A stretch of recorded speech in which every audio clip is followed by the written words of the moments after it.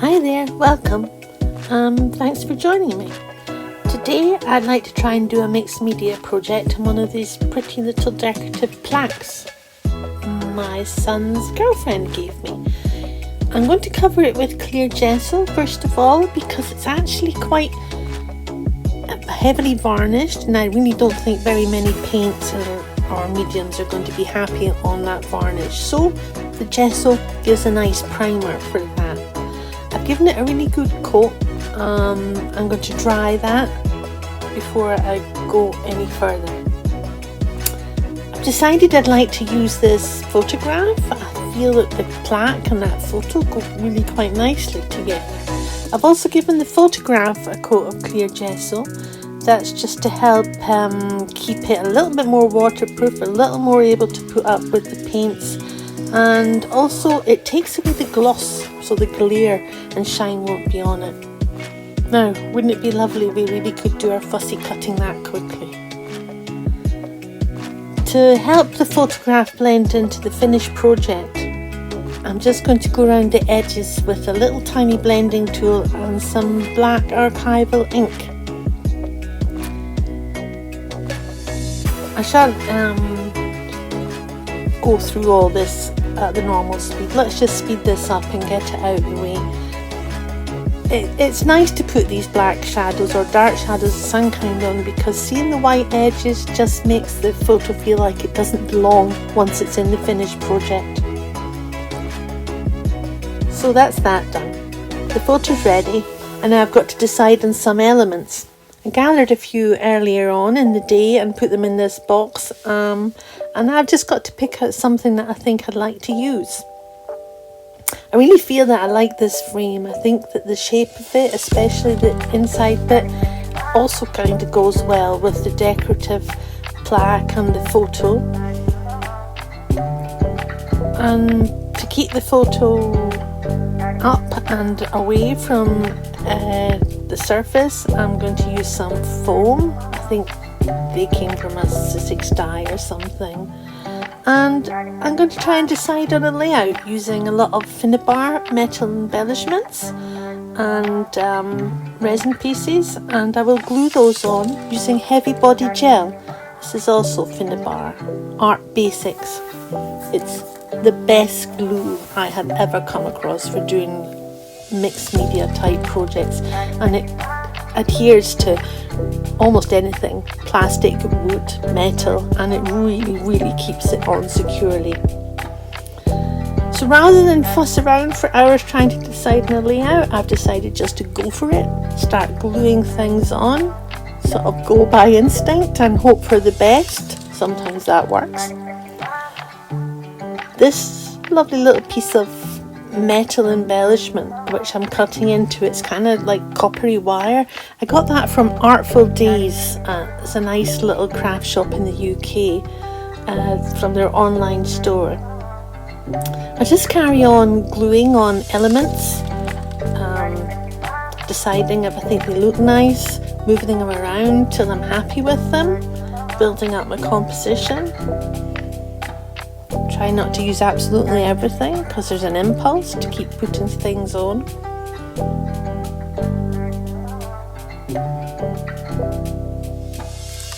And every so often I'm just putting the photograph back on just to check to see how the balance is going, making sure I've got things in a place where the photo can still go on over the top or that they're not going to get in the way.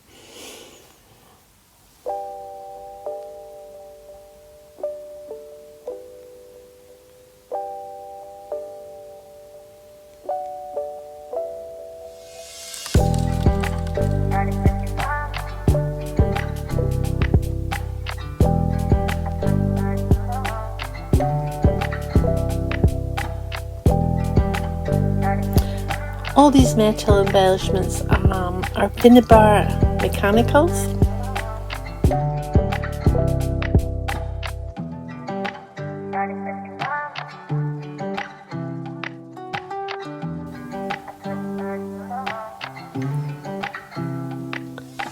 Okay, I'm going to start drying that to keep the heavy body gel in place.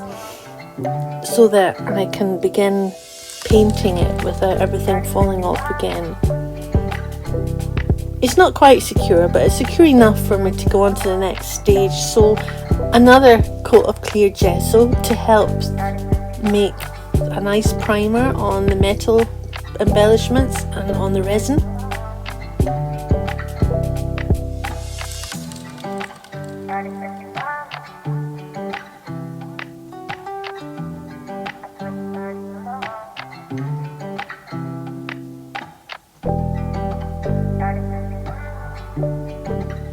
And again, I want to make sure it's dry before I start adding any paint to it.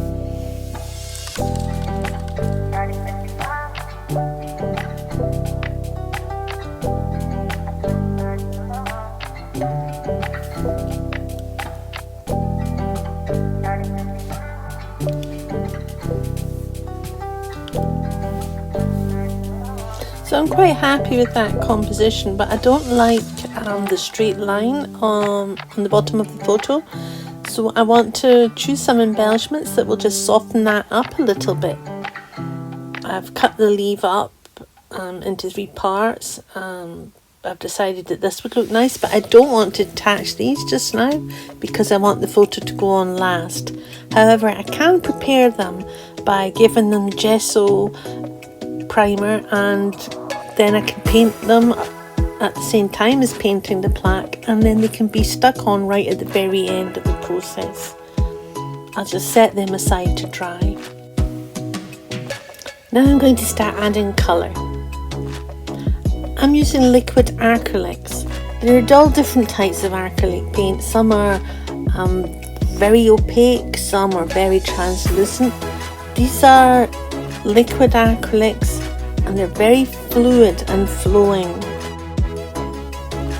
This means when you add water to them, it almost gives a watercolour feel.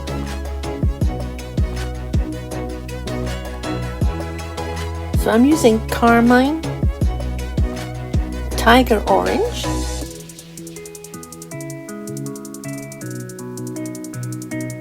and true yellow. I chose those colours because I think they go quite well with the colour palette in the photograph. The other really good thing about the liquid acrylics is that once you've got a layer that you quite like the look of, as soon as you dry it, that becomes permanent. So you'll be able to work over the top of it without disturbing or changing the layer you've already applied. So I'm just applying this quite randomly, adding colour in different spots, spraying it with the water so it flows, spreads out and blends well together. I'm not worrying too much about it because I know I'm going to be adding other layers on top, and I have a feeling that I'd like to add some metallics or sparks and wax, metallic waxes at some point. So this colour is really just a base coat. So I'm drying it to make sure that it remains permanent and won't come off when I add further layers.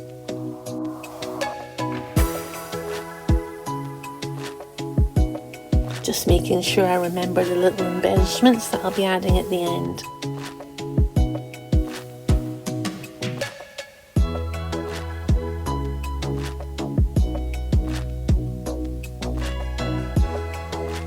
I've decided I want a little bit more of the carmine because the reddish tone and rusty tone of that is the colour I see most in the dress and the photograph of the lady. So building up over the top some extra layers of the red, keeping in mind that the bottom layers will still show through. I won't lose the work I've already done.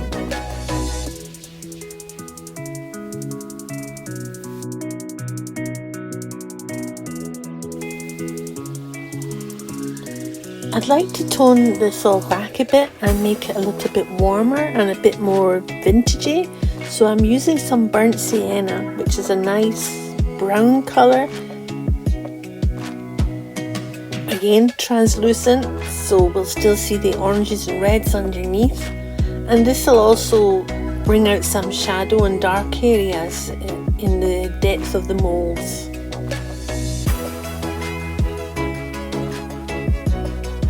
Still spraying with water now and again to help the paint flow into all the cracks. Drying it to make sure it's permanent. Checking with the photo, check regularly with your photo to make sure everything's still blending and going well.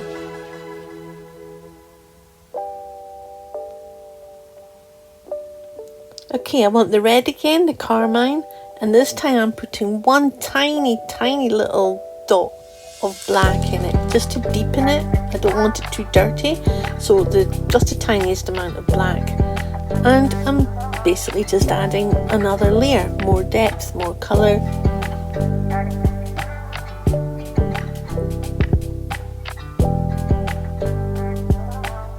I'm being quite random about where I put it. I'm not overthinking it. That's me using a little cotton earbud to take away the excess puddles of water and paint that are gathering in some of the deep areas.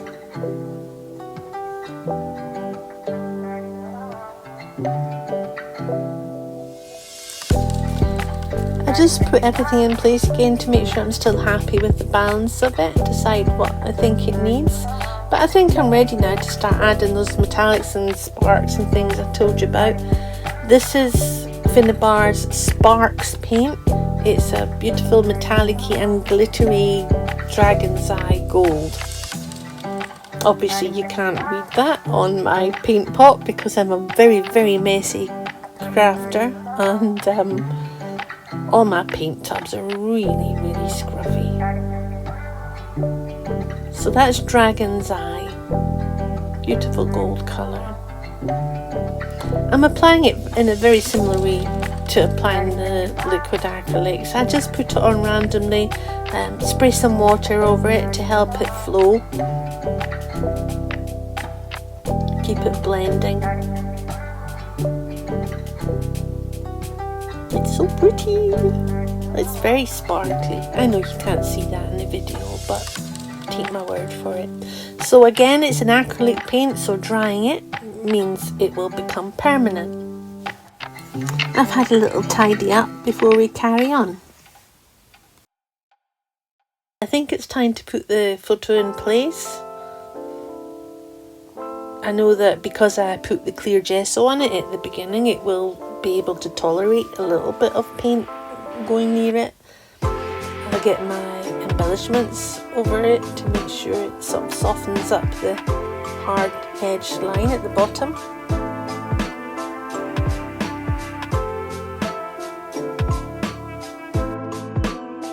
Melange pebbles. These are also Finnabair, and this is the vintage set. They're really nice colours of amber and yellow in various sizes, and again I think these go really well with the colour palette we've chosen. So I'm just going to pop some of those in quite randomly here and there, some in the centre of the flowers, some in little clusters of 3. Just adds a little bit of interest, and because the lady's dress is quite decorative and jewelled, I think they also pick up that kind of theme and carry it on throughout the rest of the plaque.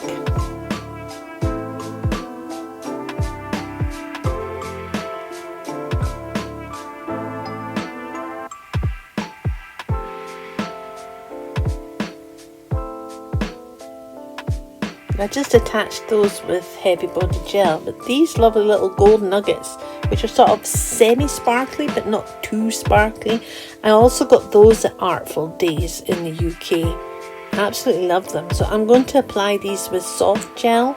It can be gloss or matte, but gloss is fine on this project because it's quite a sparkly project. I'm just going to tuck these in little corners. I'm picking them up with my brush that's got the gloss gel on it. They're lovely little decorative stones, and I think Jules at Artful Days has them in silver as well, and maybe other colours, I'm not sure, but I do love the gold ones. They're not round, they're not beads, they're irregular little shapes, and really just feel like gold nuggets to me.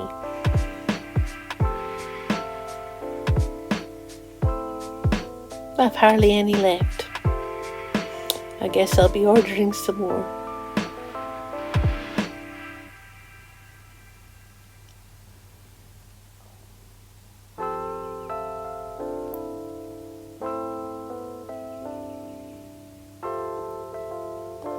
So just quickly dry those again, make sure that the beads are staying in place, all the melange pebbles and the little gold nuggets.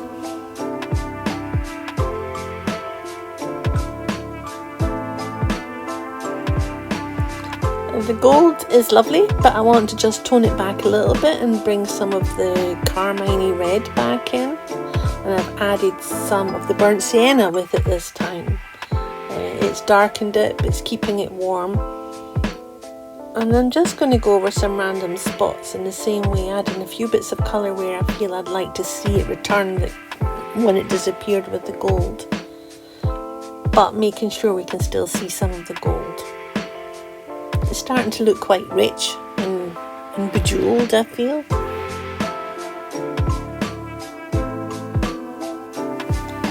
You may notice that when the clear gesso gets water on it, like on the photo there, it can go a bit white again, but that'll go clear again as soon as it's dry. This is ink black. I'm at the stage now where I want to add shadows and highlights, and the ink black liquid acrylic makes a lovely shadow. Because it's translucent, it's not going to be too harsh a black, and the water helps it flow into the deeper parts of the project and really creates a nice sense of shadow without being too overwhelming. So I'm going around the lady and just into the deeper parts that I can reach the brush into. Spray it with water so it flows nicely. Use my cotton bud to take away some of the puddles and dry it again to make sure everything I've done there is now permanent. And with the shadows in place, it's time to add the highlights. I'm using metallic wax, and that is the white pearl metallic wax. Most of these products are Finnabair products. I'm just taking a tiny little bit on the tip of my finger and going over the tops of all the little embellishments just to pick out the highlights. And again, this also is reflected in the lady's dress, because she has lots of white embroidery and white beads in her neckline and in her jewellery. So I feel it's quite an appropriate colour.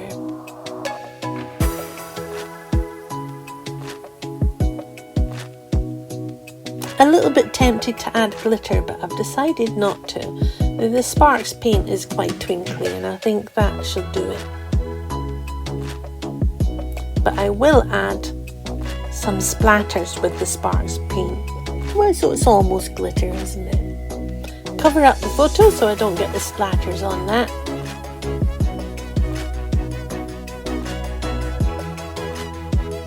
I'm using the other end of my paintbrush just to do some little dots of the gold that are a bit more precise. I'm choosing where they go. And that's pretty much it. A little squirt of water inside my paint. I just like to do that each time I use them so they don't dry out. And I think she's done. So thanks for watching. I really appreciate it. Bye folks.